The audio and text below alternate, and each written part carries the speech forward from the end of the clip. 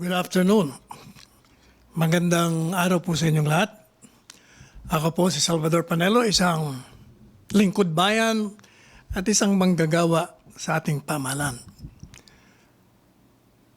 Today our country, as it struggles to contain the global pandemic of coronavirus, where every Filipino is called upon to summon every ounce of the so-called Bayanan spirit inside their veins and infect others in competition with the spread of the virus, which is the means to stop it.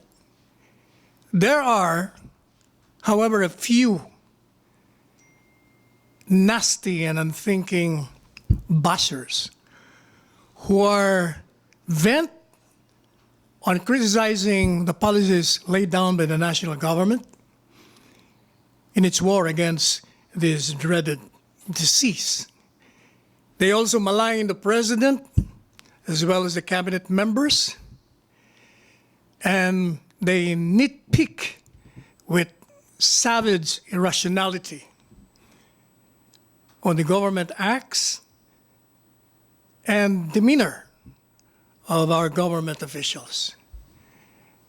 They pontificate their rotten ideas and act and talk and write as if they're superior in knowledge and intelligence when they are actually polluting the air with their unmitigated nonsense and pretended intellect.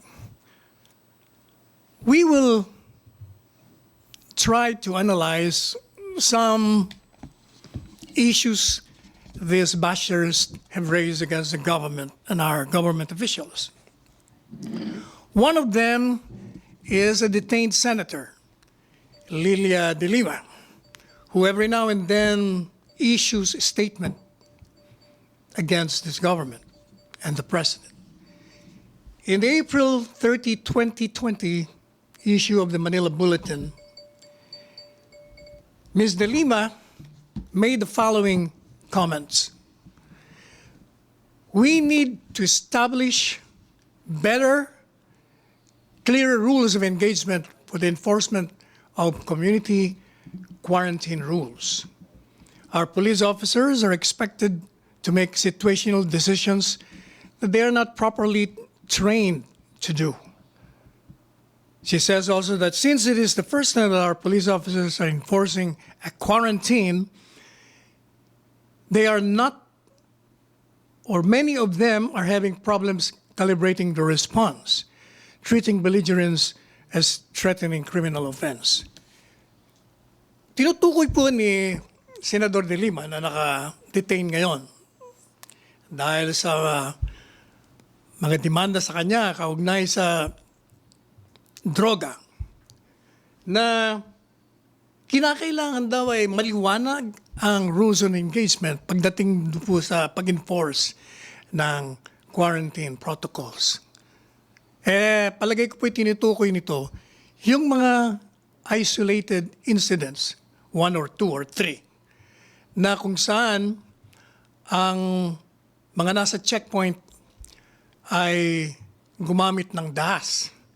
Naalala natin, merong isang kaso kung saan yung isang sundalo, kung hindi ako nagkakamali ay Ragos ang kanyang apelido, ay nabaril ng isang pulis sapagkat siya ay kinonfront dahil hindi siya naka-surgical mask yata at the time. And nagkaroon ng medyo argumento kung saan humantong ito sa barilan sapagkat sangayon sa pulis, ito ay bumubunot na sa kanyang sapanta ay baril galing sa kanyang pouch or bag. And then meron din tayong napanood na sa video na pinapalo ng kahoy, ng mahabang kahoy at medyo hindi namang kalakihan, manipis. Yun namang isang tao rin na nag-violate ng protocols. Ito pong mga ito ay tinatawag nating isolated incidents. Sa madalit sabi, hindi po ito ang kalakaran. This is a general situation that is happening in this country.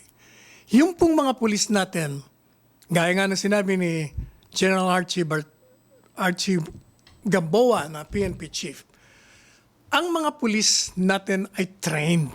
Alam nila kung kailan sila maaaring gumamit ng dahas, reasonabling dahas, upang pigilan ang isang lumalabag sa batas kung ito ay naaresto at ayaw magpa-aresto. Lahat pong yan ay nag-aral, nag-train at alam nila. Hindi po totoo na itong mga pulis ay hindi nila alam kung anong gagawin nila. Habang meron, gaya ng nabanggit natin sa inyo, na mga insidente kung saan sa pananaw ng marami ay mali, ito po hindi naman pinalalampas. Kara-karaka ang mga otoridad, halong-lalo na ang presidente, hindi pumapayag po rito, kaya ito ay pinaimbestiga kaagad at yung tamang demanda ay naihain laban doon sa pulis na nakabaril sa isang sundalo. Yun naman pong pinalo ng kahoy, ang pagkakaalam natin ay pinimbestiga ito ni Mayor Joy Belmonte at yung mga pulis ay naghain na rin siguro ng demanda. Pwede rin naman magdemanda yung mga sa tingin natin at sa tingin ng mga biktima, sila ay inabuso. At hindi po palalampasin ng ating pamahalaan ang ginagawang pang-aabuso ng sino man. Wala pong malakas sa gobyerno. Lahat ay pantay-pantay ang pagpapairal ng batas. Kaya ito pong si Senador De Lima, palagay ko, ito'y resulta lamang ng mga tagal niya ng pagkakulong. Or, siguro talagang kailangan siya magsalita para maging relevant. Pero, wala pong kabuluhan at walang basihan ang kanyang mga sinasabi. Sinasabi niya rin po sa kanyang isa pang statement, ang kaugnay naman kay Presidente Duterteng pagkiling di umano sa China. Sabi niya po yung ganito, and let me quote her. Alam na ng buong mundo ang kasinungalingan at kalokohan ng China sa nangyayaring krisis sa COVID-19. Naghahanda na ang mga gobyerno ng ibang bansa na pabayarin ng China sa kanilang kasinungalingan. Pero si Ginoong Duterte tuloy pa rin ang pagyuko at pagsamba sa kanila. Pag hindi pa siya tumigil, baka madamay pa tayo at magiging maaaring parusa sa China. Alam po ninyo itong si Senador De Lima, gaya po nga na sinabi natin, ano kaya i-lockdown mo muna yung bibig mo, Senador De Lima? At magpahinga ka na lang dyan sa kulungan, mag-aral kang mabuti sa kaso mo, at ikaw naman ay isang abogado kung paano mo lulusutan. Itong salita mong ito laban na naman kay Presidente, na para bagang sinasabi mo kung kiling si Presidente. At si Presidente po, pinasalamatan niya ang lahat ng bansa na tumulong sa atin. At hindi naman po maring pasinungalingan na ang China ay nagbigay ng tulong sa atin. Katunayan, meron nga pong dumating rito ng, kung di tayo nagkakamali, 11-man and woman medical team na tumulong sa atin kung anong dapat gawin dito sa coronavirus. And then, nagpadala rin po siya ng mga PPE, thousands of PPE. At ito ay na-arrange ang ambassador ng China sa ating bayan. At doon nga po tayo kumukuha ng mga PPEs or personal protective equipment. Ito po yung mga like goggles, ito pong surgical mask, and then we have the gloves, meron din tayong face shield, merong mga protective gowns, may headgear, at may footgear. Ito po yung mga kailangan ng mga health workers natin. At doon po tayo kumukuha ngayon sapagkat sila ang maraming production nito. Meron of course na insidente na tinutukoy ng mga kritiko na habang nga daw tumutulong, ito namang dagat natin at yung ating teritoryo ay kinukuha naman ng China at inumangan pa daw ng kanilang mga gunboats, yung mga barko na natin o yung mga nagbabantay noon. Alam po ninyo, tayo nagprotesta na ron. At yung usapin ng teritoryo, yan po ay diplomatikong pinag-uusapan. Whether we like it or not, and China like it or not, meron ruling pabor sa atin. At gaya ng sinabi nga ni Presidente, hindi matatapos ang aking panguluhan na hindi ko ipipilit ang ruling na yan at pag-uusapan natin yan. Sa ngayon, sabi ni Presidente, kung ano ang maaari nating pagkasunduan, ay yun ang ating pag-usapan. At wag na nating palalimin pa ang dati ng alitan natin. Marami tayong areas na we can agree upon. Like for instance, sharing ng intelligence laban sa terorismo. Like yung pagpapapalit ng ating komersyo. Yung pag-export at pag-import ng dalawang bansa. Kailangan natin ng mga experts sa iba't ibang field na maaaring meron ng China na wala tayo. At meron din tayo na wala sila. Ang turismo ay makakatulong sila sa atin. At ganun din naman tayo sapagkat marami din po tayong mga OFWs na nagtatrabaho sa kanila. So madalit sabi, hindi po papabayaan ni Presidente ang soberentiya at teritoryo ng bansa. Ang pangunahing tungkulin po ng Presidente bilang head of government under the Constitution is to serve and to protect the Filipino people. Yan po ang paulit-ulit niyang sinasabi at sinasabi niya rin na walang makakapigil sa kanya anumang lakas, sinumang tao, anumang puwersa dito sa mundo upang pigilan ang kanyang tungkulin bilang Pangulo ng Bansa na ang pangunahing tungkulin ay bigyan ng proteksyon ng mga kababayan natin at pagsilbihan ang taong bayan. Napuntahan naman po natin yung isa pang kritisismo ni Senador de Lima. Sinasabi niya po ganito, let me quote her. Why is Duterte hinting already of disposing of our assets? Exhausted na ba talaga ang available funds and those that can be reprogrammed with government? Wala pa tayo sa puntong yon, ang sabi niya. Dapat makumbinsi tayo na wala na talagang pera ang gobyerno. In the budget of 2019 and 2020, funds held by GOCCs and other agencies at mga special purpose fund kagaya ng Malampaya, Road Users Fund to begin with contemplating the selling of our assets. Yan nga ang problema dito kay Miss De Lima. Talagang dapat talaga i-quarantine muna ang iyong bibig, kababayang De Lima. Sapagkat, unang-una, hindi naman sinabi ni Presidente na wala na tayong pondo.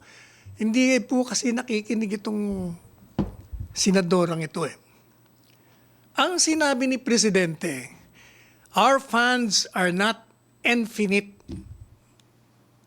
Ang ibig pong sabihin, ang pondo ng pamahalaan ay hindi maaaring sabihing walang katapusan. Yung gripo po ay hindi palaging bukas at may lalabas na tubig. May darating at darating panahon na mawawalan tayo. Bakit po kanyo? Tayo po ngayon ay nasa pambansang krisis.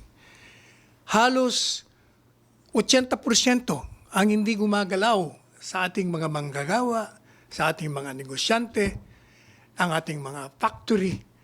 So pag hindi po gumagalaw yan, ibig sabihin, there are no funds for them to get from the consumers and necessarily wala rin sila pondo para magbayad ng buwis. Saan ba kumukuha ang gobyerno ng pera kung hindi sa buwis? Yan po ang sinasabi ng presidente na ang kanyang pinapangambahan ay darating tayo sa punto na baka maubusan tayo. At dapat nga, sabi ni presidente, mabuti na lamang. At siya ay naging barat, o ibig sabihin, thrifty masyado sa paggastos. At sinabihan niya sa Secretary Sani Dominguez na, Secretary Sani, maging dahan-dahan ang paggastos natin. Yung mga mahahalaga lamang upang meron tayong savings, may ipon.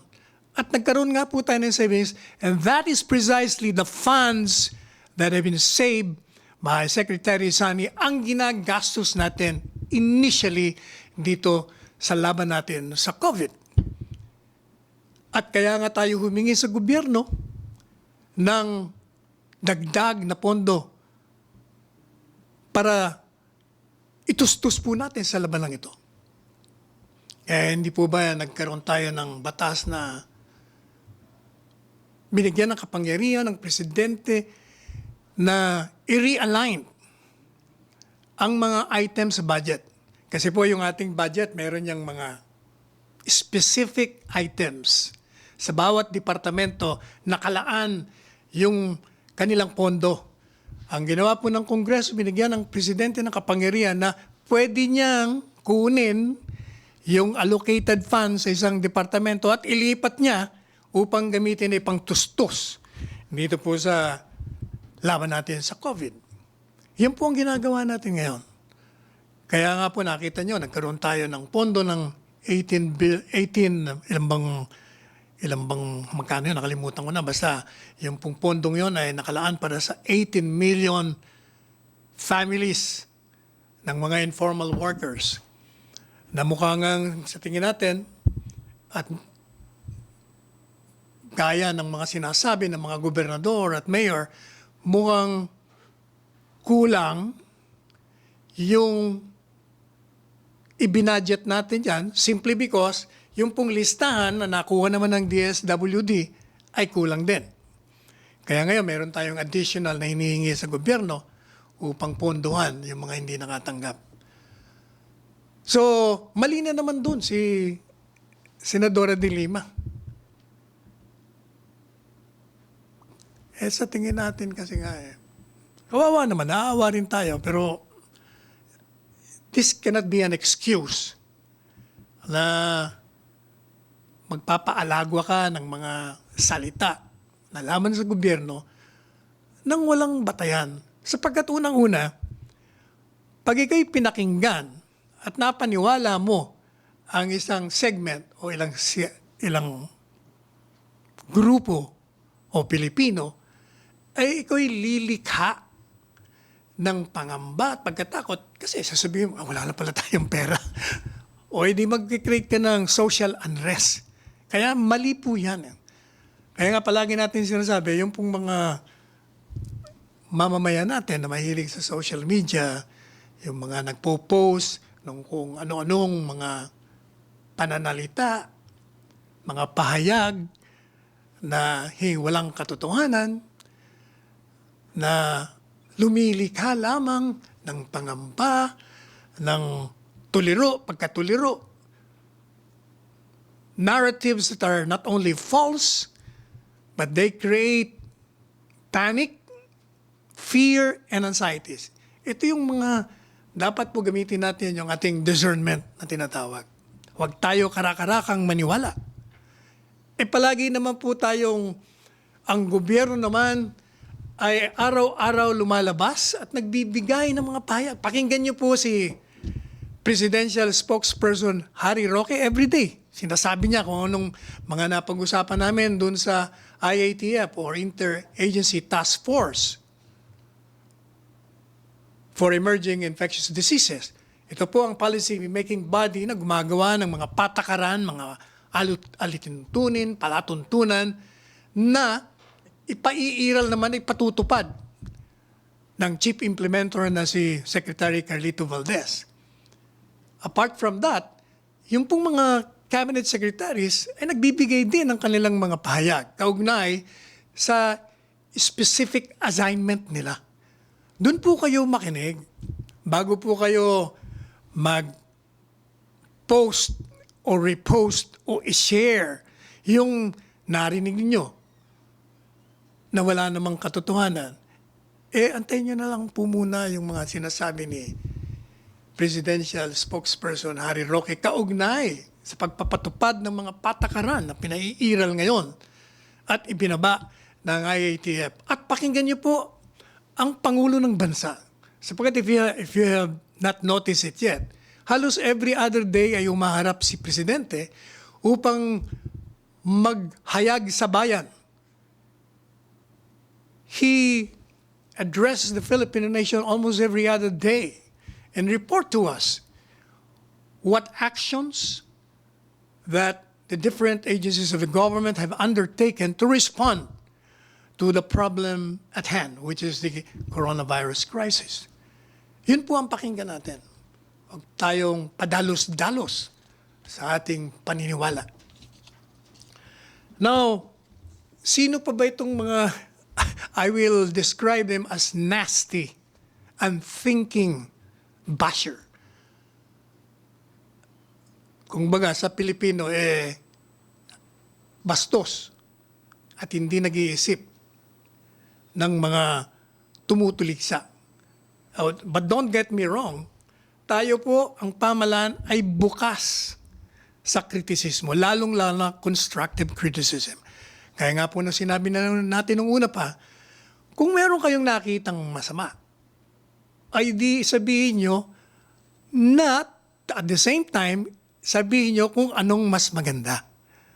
Para maging constructive, hindi lang babanat kayo, mali pa. Hindi pa, kagaya nga nung itong sinasabi natin kanina, wala namang mga batayan ng mga pinapayag ni Senadora de Lima. Pero kung sasabihin nyo sa atin, na sa tingin namin ang gobyerno ito ay dapat ganito gawin, o di magandang pakinggan, at the same time, we learn from you. Magagamit po natin yan.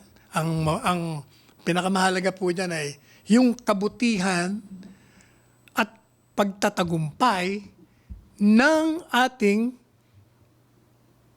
bansa at mga kababayan upang mapigilan po natin ang pagkalat, ang pag-spread nitong kalaban natin na hindi naman natin nakikita.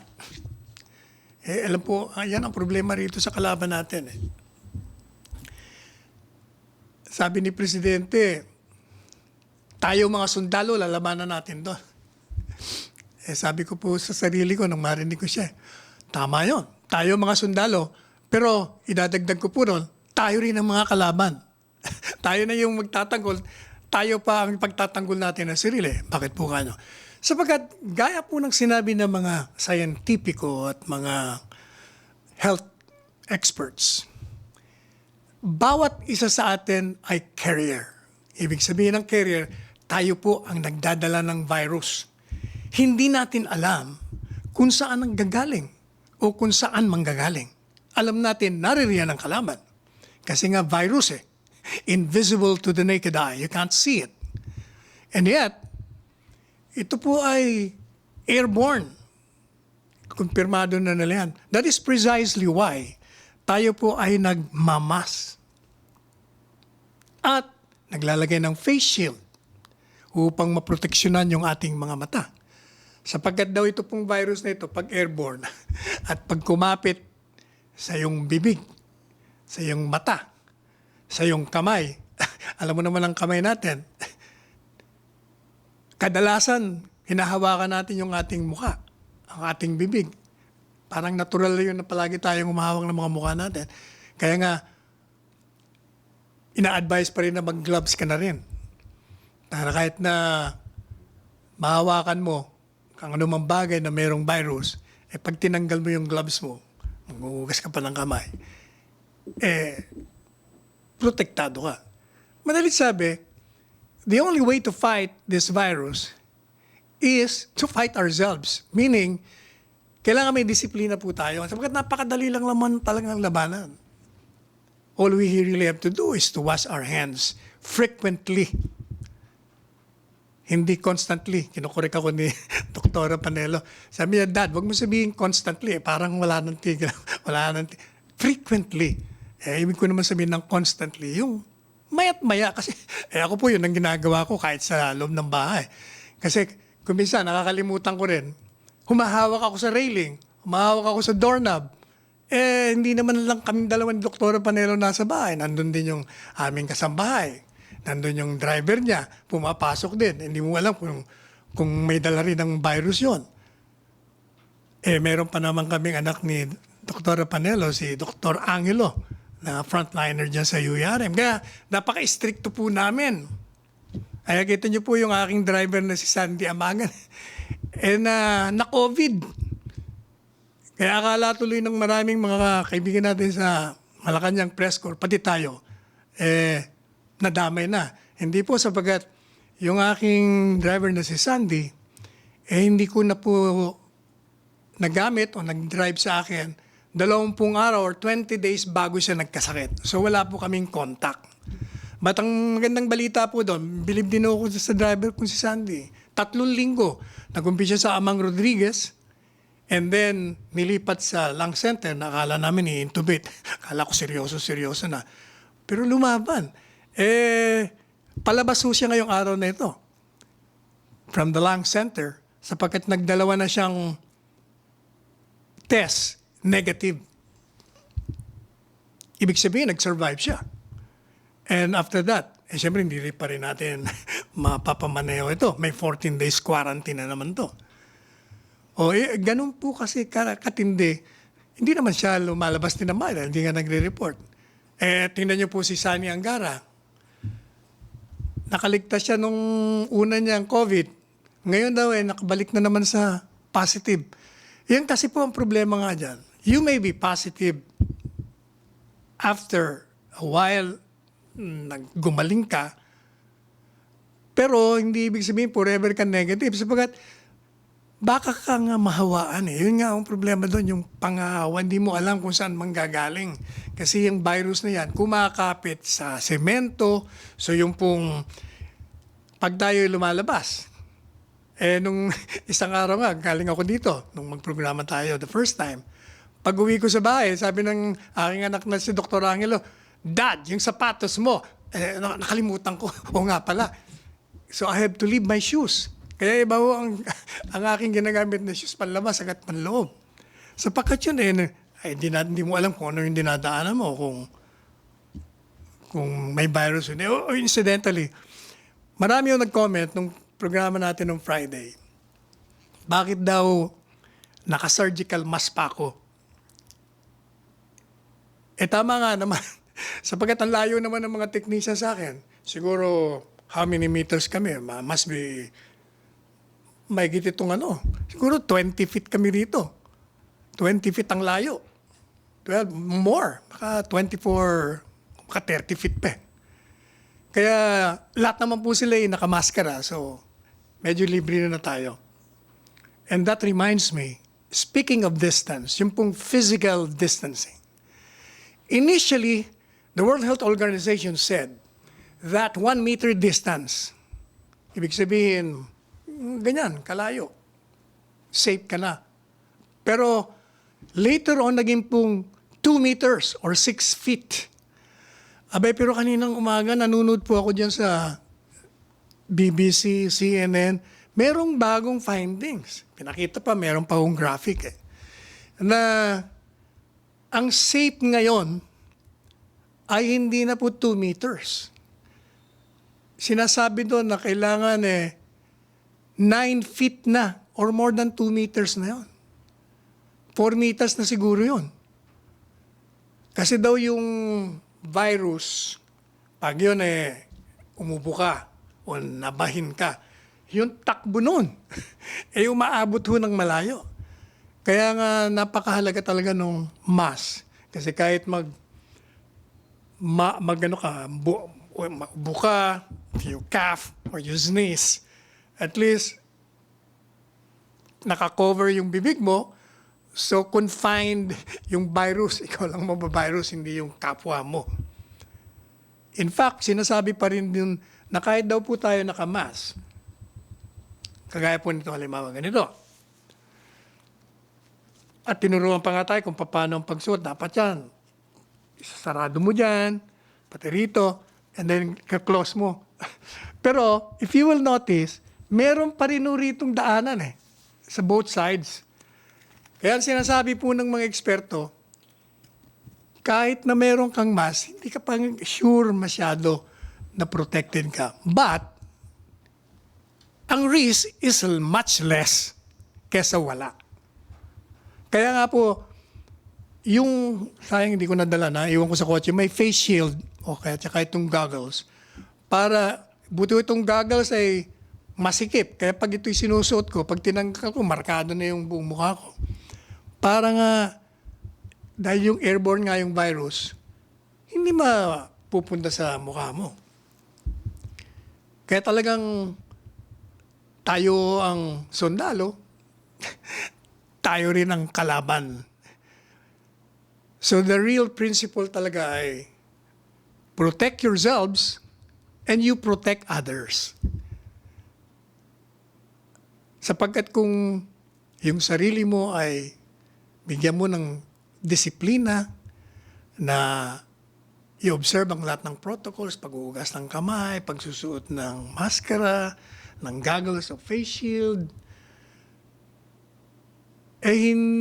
apart from binibigyan mo ng protection ng sarili mo, binibigyan mo rin ng proteksyon yung makakaharap mo. At ganun din siya sa'yo. Now, balikan na po natin itong iba pang mga bashers. Nabasa po natin yung isang statement naman, itong isang incorrigible. Mukhang hindi talaga natututo itong maman to. Dating senador, kalimutan ko na nga first name ito, ni Trillanes. And that reminds me, kababayan ko rin to. Bicolano rin to. Bicolana rin tong si Senadora De Lima. Kaya tuloy sabi ko kay Presidente, Mr. President, alam mo ba na ang mga pumabati ko sa'yo, puro Bicolano at Bicolana? Oo nga, no?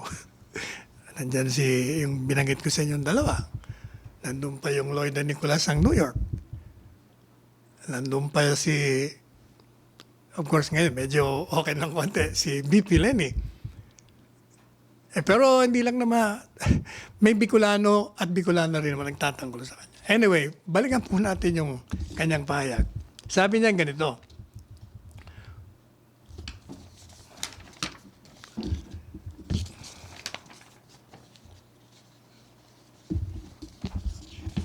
Antonio pala pangalan niya. Kapangalan po pala siya ng aking kapatid.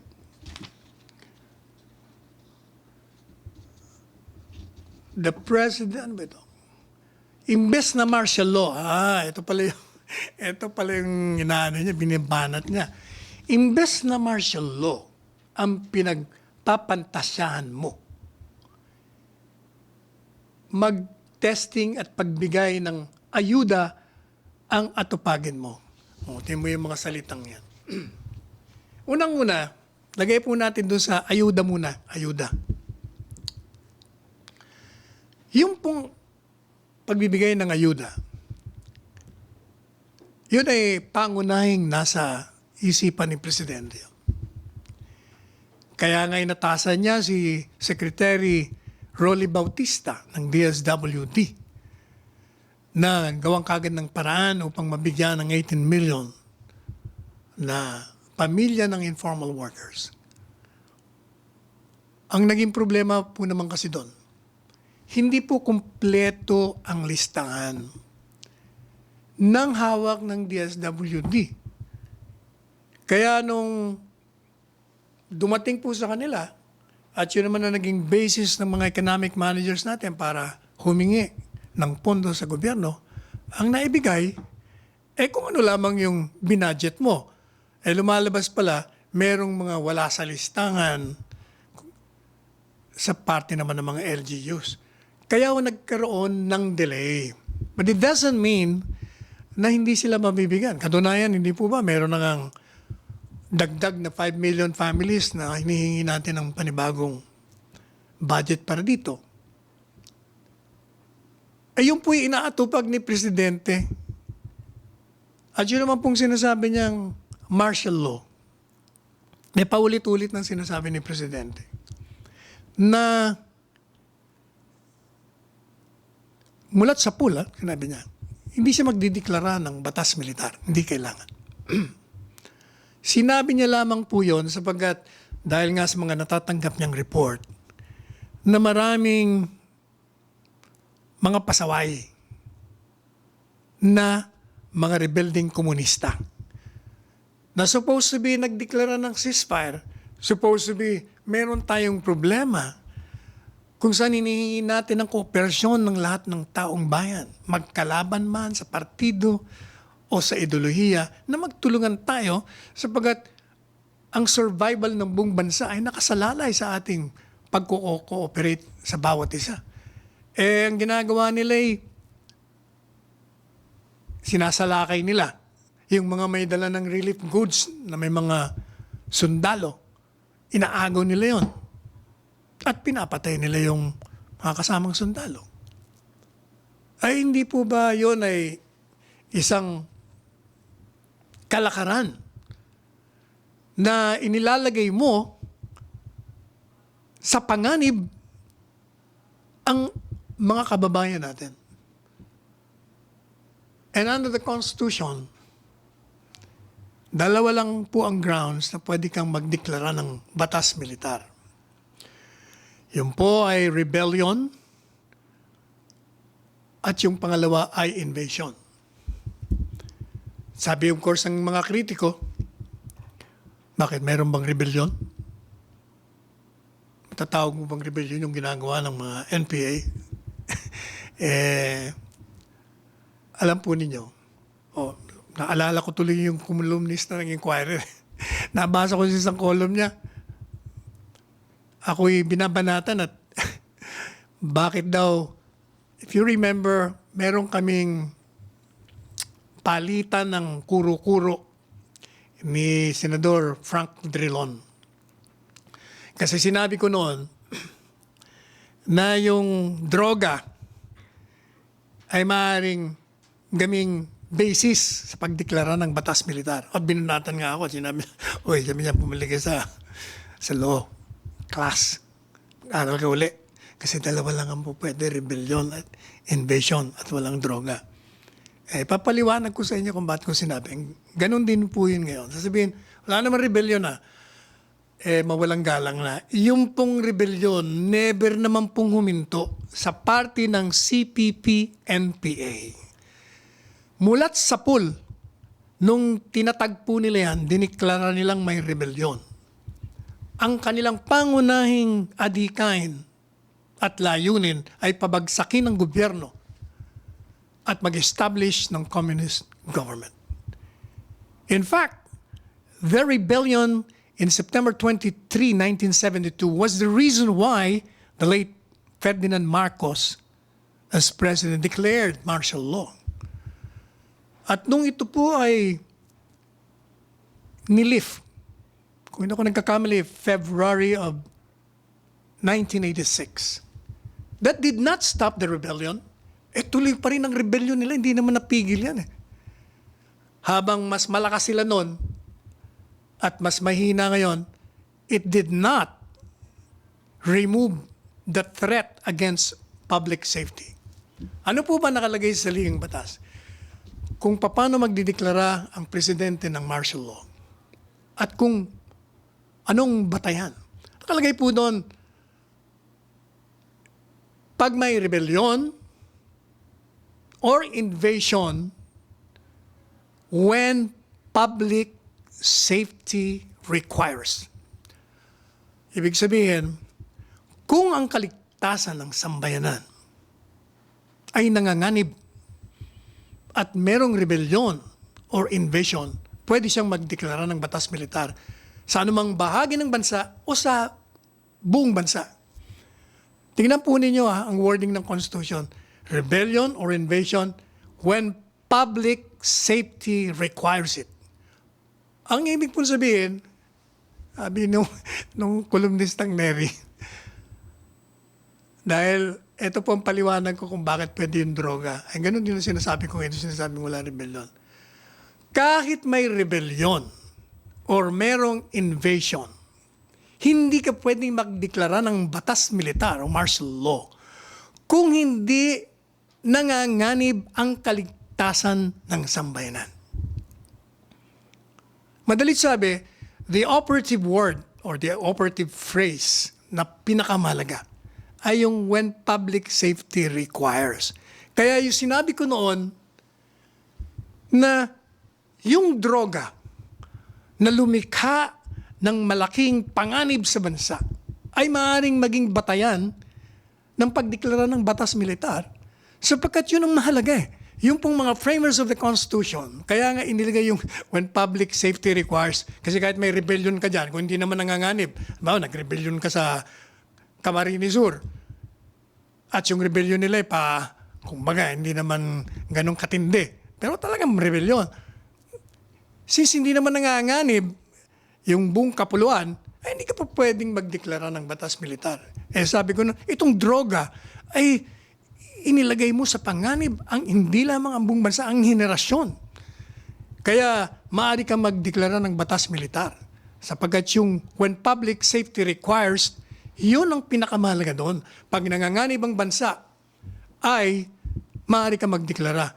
Tandaan po natin, gaya ng sinabi ko kanina, the primary function or purpose of a government is to protect and to serve the people. Sino ba ang head ng government? Ang presidente. So ano ang pangunahing layunin at magiging tungkulin ng isang presidente? Ay hindi po di yun na nga, to protect and to serve the Filipino. Now, isama mo ngayon doon sa sinasabing kung ang isang kalakaran ng rebellion or invasion, and for that matter, para sa akin, akin to that situation where public safety is endangered, pwede kang magdeklara ng batas militar. Yun din ang sinasabi ni Presidente ngayon. Sapagkat merong yung rebellion, continuing yung rebellion nila at gumagawa sila at pinapanganib nila yung mga lugar kung saan sila naroon, ay pwede siya magdeklara ng batas militar sa mga lugar na yun. Meron tanong. Kung invasion, wala naman tayong invasion.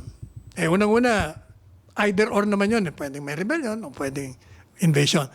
Alam po ninyo, magiging controversial na naman ang aking legal theory dito. Sa aking pong pananaw, yung invasion, habang noon, mga framers of the Constitution, noong 70s or even earlier pa, during the 1935, ang iniisip lamang nila yung invasion, which means forced entry ng isang army galing sa ibang bansa upang mag-occupy and to make a country under their control.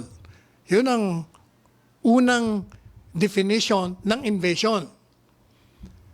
Pero, alam po ninyo, internationally, kaya nga na sinabi ng isang abogado kong si Asek Darren Salipsip, may bago ng international meaning ang invasion.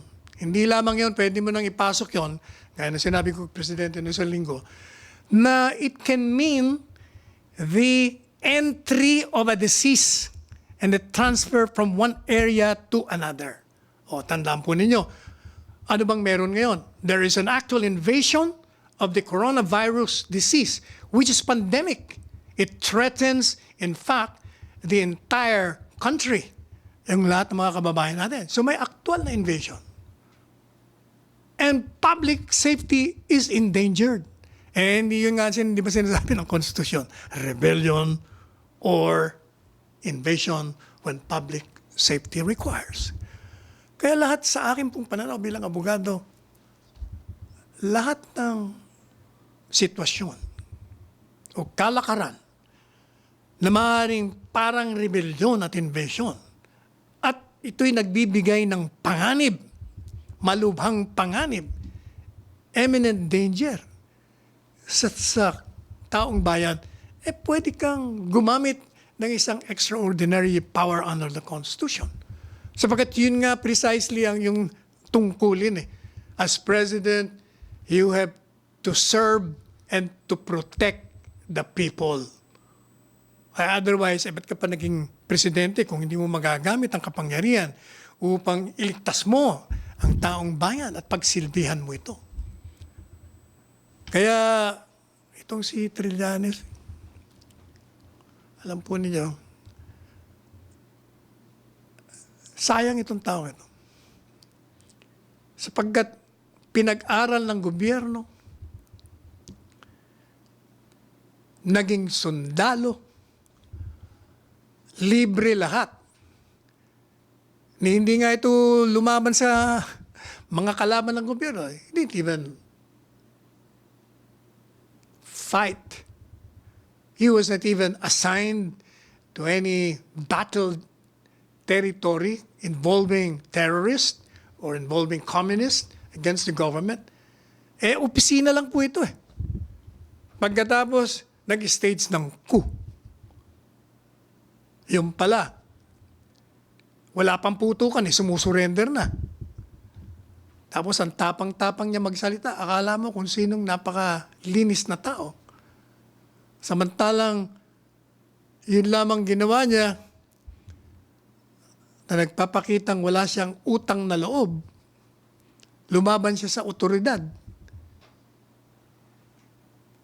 Mabuti nga naging senador pa. Bahal ba naging senador pa? Alam niyo naman tayo dito sa ating bansa.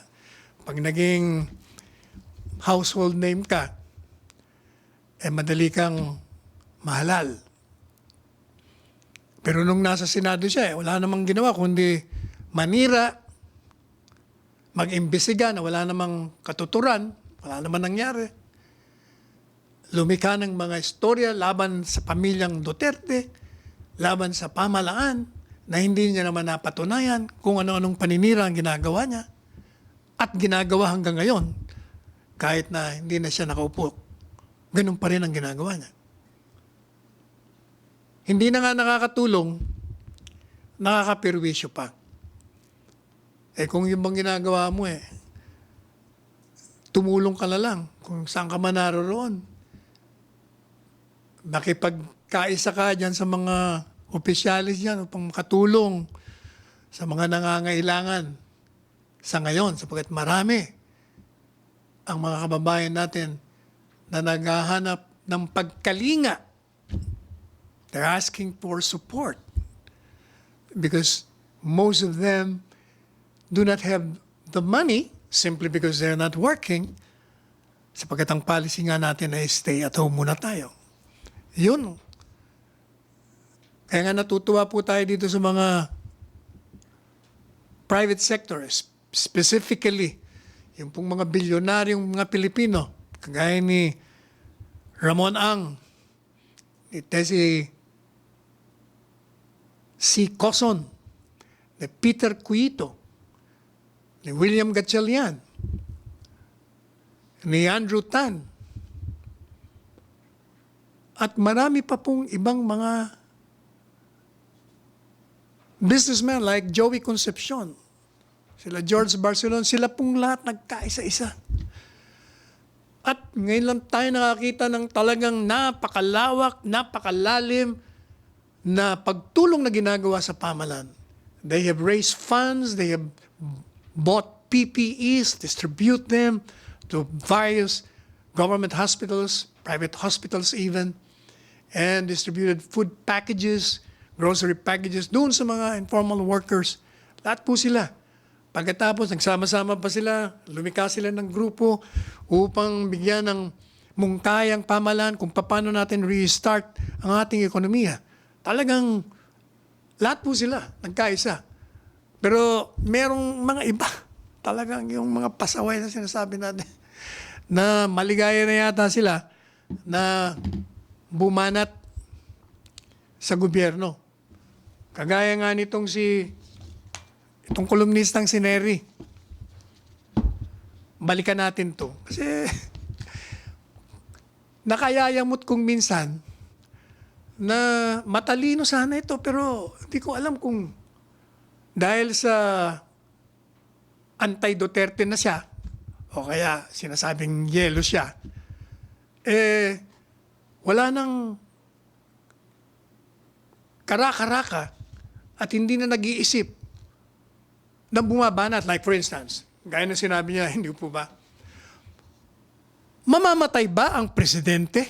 Would it kill the president if he addresses the nation while it's still awake? Mamamatay ba si presidente kung siya ay magpapahayag sa mga kababayan natin kung sila'y gising pa at hindi tulog kasi nga daw gabi na? Ang tanong ko naman sa iyo, Mr. Neri,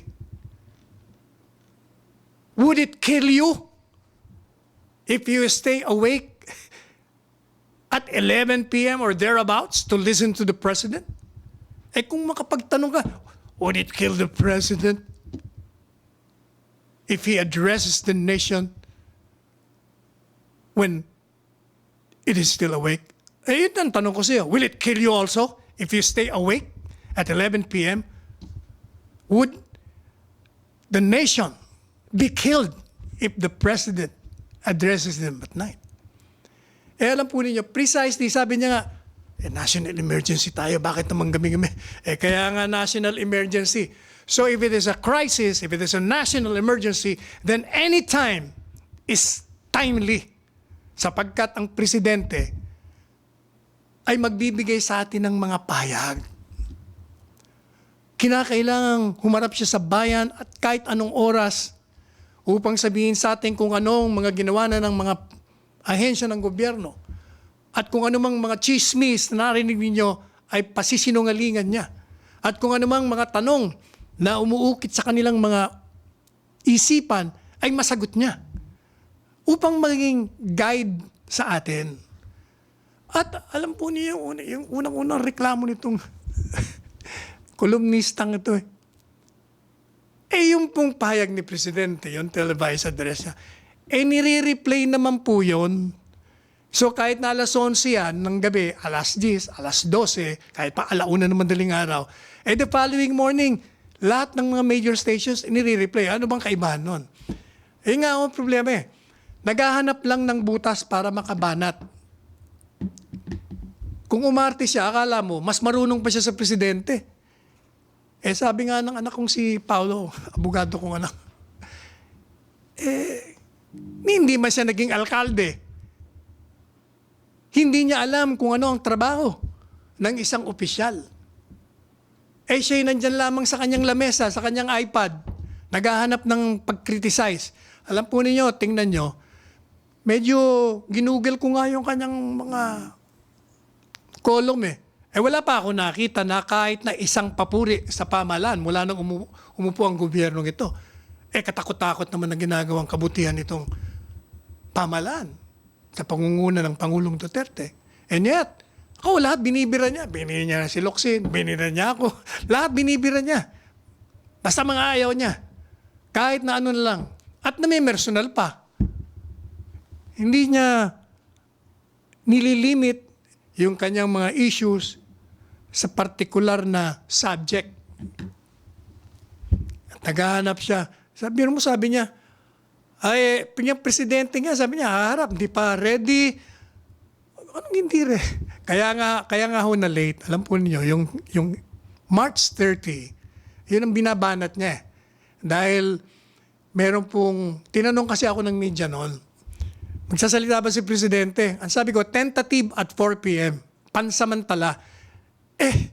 Kung hindi ka ba naman, kaya nga tentative eh. Pag sinabi mong tentative, hindi siguradong ganong oras.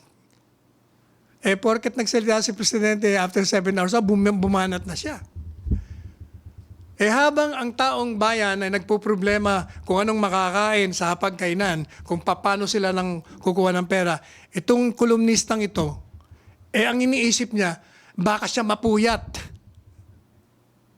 Ayaw niyang mapuyat. Gusto niyang matulog ng maaga.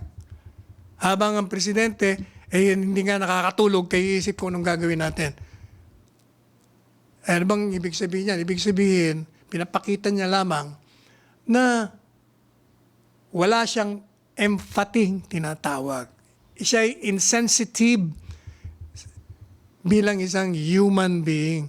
Sapagkat nakita naman natin ng Presidente, sa itsura na lang. Kita mo, walang tulog. Hindi ba sabi niya nga, pag nagigising ako ng madaling araw o gabi, tumitingin ako sa langit at iniisip ko ano pa kayang pwede kong gawin upang magawan ko ng solusyon ang napakalubang problema ng bayan. Kaya nga panay pakiusap ni Presidente. Tulungan po natin siya. Huwag na nating dagdagan ng mabigat na suliranin ng bansa sa paglilikha ng mga pahayag na wala nang batayan, kasinungalingan pa at may dagdag pang papersonal. Biro mo sabi niya, matulog ka na lang.